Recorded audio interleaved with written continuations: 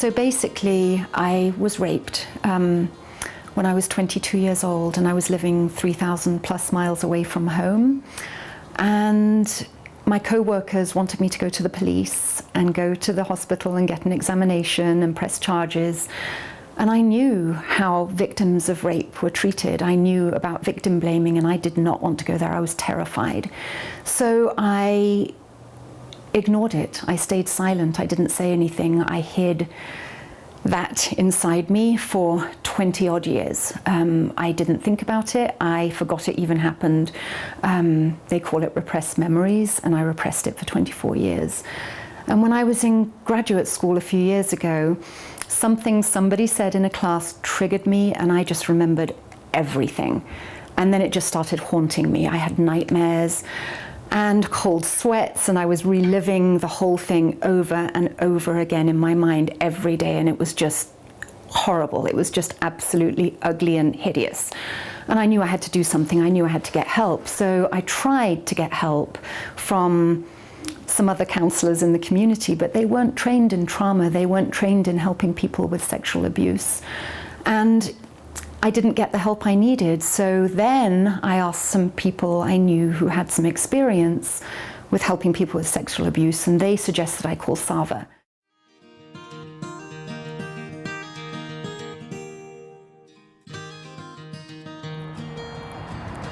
Hi, my name is Audrey Swenson, and I am coordinator of the SART Peers program with the Sexual Assault Victim Advocate Center, or better known to the Fort Collins community, the SAVA Center. SAVA offers a wealth of resources to the Fort Collins community, including a 24-hour, confidential, bilingual rape crisis hotline, individual and group therapy sessions, individual advocacy, and prevention education for youth ranging in ages from 6 to 18 years old. About 6 or 7 years ago, I started dealing with sexual violation that I had experienced, and actually heard about SAVA through my psychiatrist. He referred me to SAVA in the hopes that I would seek therapy. Was really resistant to therapy for a long time, didn't want to talk about what had happened. I was just afraid of what that would mean to my life if I started talking about it. But as a part of my treatment plan, he thought it was really important that I did therapy. And so I actually just looked SAVA up online and called the main number, and Chelsea, the director of, I'm not sure, but Chelsea called me back, and we spoke for probably about 20 or 30 minutes about my story, and she invited me to come in and do an evaluation, and that was how I heard about SAVA. When a survivor comes into SAVA, it's often a very challenging experience to go into an organization and disclose something that is a very personal, very intimate, and often can be a traumatizing experience. It takes a lot of courage, but when survivors come in the front door at SAVA, they're met immediately by a warm face and someone who believes them and supports them and is willing to do just about anything to get them the help that they need so that they can start to rebuild their life and continue to have a happy, successful future. So my first contact was a phone call to see if they could help me. They were amazing. I mean, they said, absolutely. Doesn't matter when it happened. It could be 50 years ago. We can totally help you and you're welcome here. So that was my first experience talking to them at SAVA, and it was really reassuring to find out that there was a place that could help.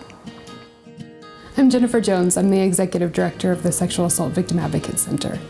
All of SAVA's services are confidential, so anybody can access the services that we offer without worrying that that information is going to be reported to law enforcement or any other agency. And that's specifically important when we are working with folks who may be here without proper documentation. So we can provide we can provide all of our services to people regardless of their immigration status and regardless of their socioeconomic status, gender identity, or any other characteristic. And in fact, we have 3 staff members out of a team of 13 that are here specifically to be able to provide service to Spanish-speaking victims of sexual assault. So we have therapists that are on staff to be able to provide long-term care. We have bilingual victim advocates as well that can provide that initial crisis intervention and help somebody walk through the criminal justice system if that's something that they decide to do, and to get medical help after a sexual assault. We can also help provide information on obtaining proper documentation status as well, with special rights that are provided to sexual assault victims. So we definitely want to make sure that anybody who needs us, regardless of what other circumstances may be going on, they can access our services. You know, I was scared. I was scared to come in and face what had happened to me and work through it, because it is scary. And I felt incredibly cared for and understood, and I felt like my therapist was brave enough and strong enough and had the skills to help me.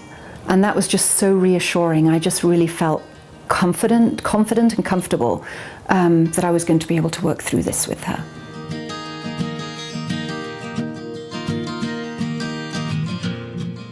Before I came to SAVA, I had a lot of really self-destructive habits. I was having a lot of flashbacks. I was very, very depressed. I was suicidal at times.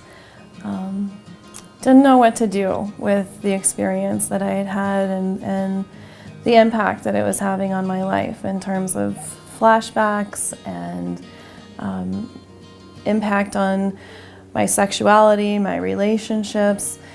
I was a mess.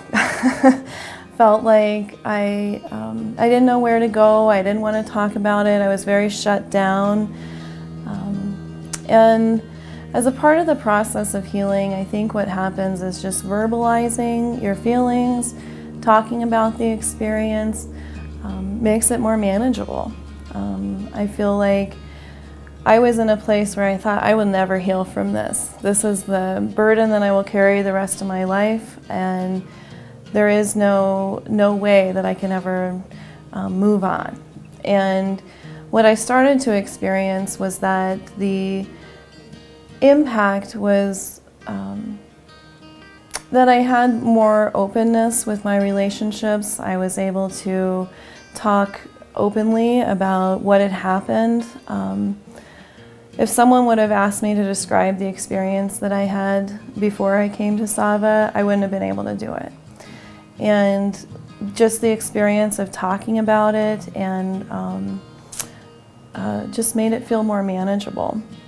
I feel like it's had a huge impact on my relationships, especially with my husband, and just my ability to bond with my children, feel like a good mom again. And so I'd say overall it was going from a really destructive pattern to more of a healthy lifestyle.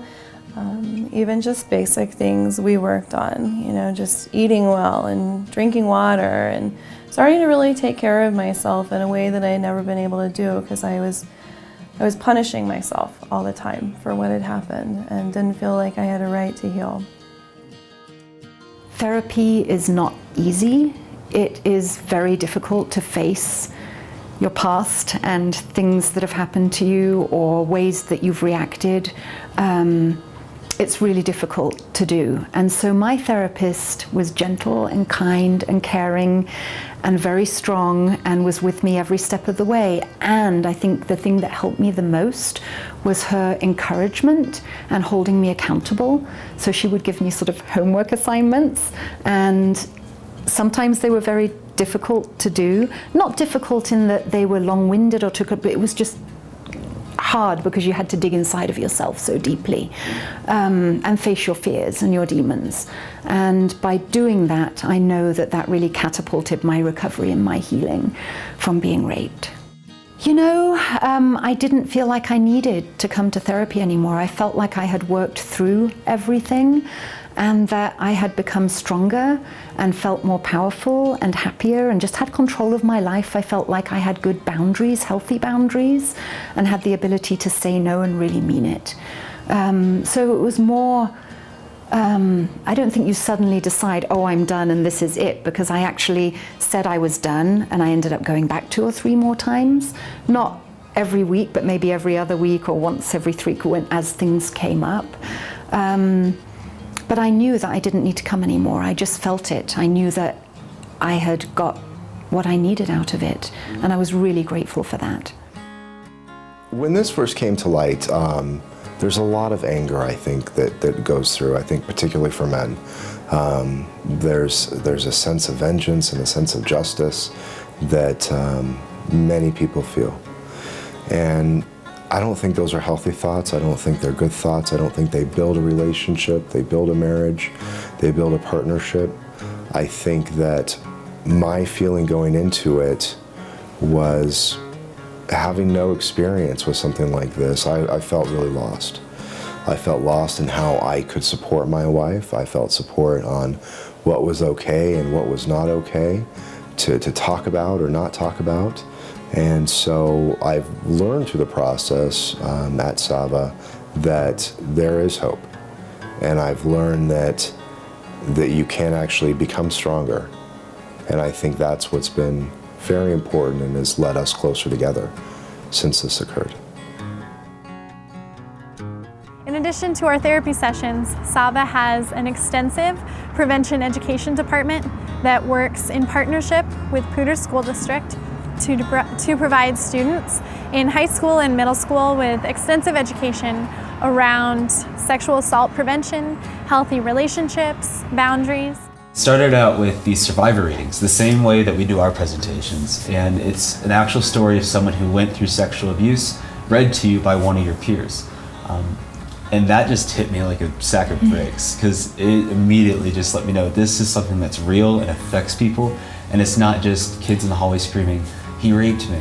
It's something that is affecting people daily and messing up other people's lives.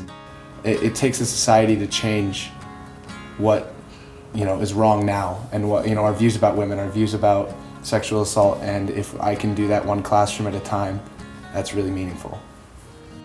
We also have the play that we offer, our activism theater, which is called Until Someone Wakes Up, that goes all across Colorado into Wyoming and other states to offer a play around sexual assault and the myths and stereotypes that often exist behind the issue of sexual assault.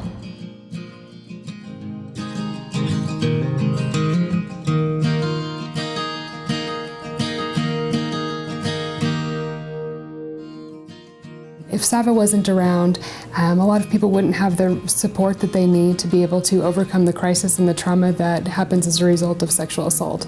So what we know is that after a sexual assault, the likelihood of substance abuse, eating disorders, mental health concerns, thoughts of suicide, all of those factors increase dramatically after a sexual assault.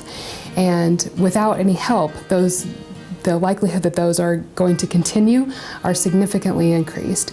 So when we are able to come in and provide that early crisis intervention, we can mitigate those byproducts of sexual assault, which ultimately reduces the cost to the community altogether. So, for less than the cost of an ambulance ride after a suicide attempt, we can provide an entire year worth of service. And that would include crisis intervention, medical and legal advocacy, and a full year of therapy for less than just one ambulance ride. So we're able to use our funds effectively, efficiently. We're able to serve a large number of people for very little.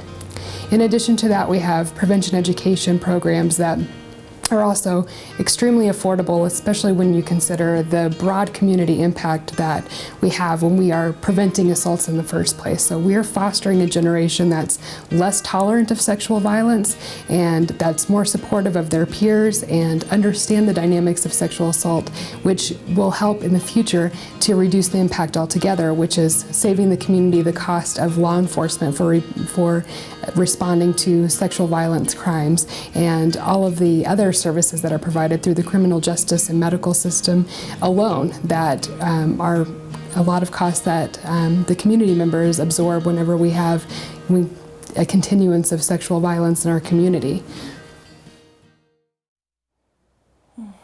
I think the most important thing is to break the silence. Don't feel know that there are resources available to you at some point it is important to talk about what you experienced. And the longer you bottle feelings up inside and you pretend like it didn't happen, the more damage and destruction you're going to do to yourself. So I think I would like to say a thank you, not only to SAVA for being here, but for the community that we live in that supports programs that SAVA has, to the companies and the individuals who financially support it, and to the volunteers who give their time and energy into promoting awareness around sexual abuse and help to those people who have suffered from it. So thank you.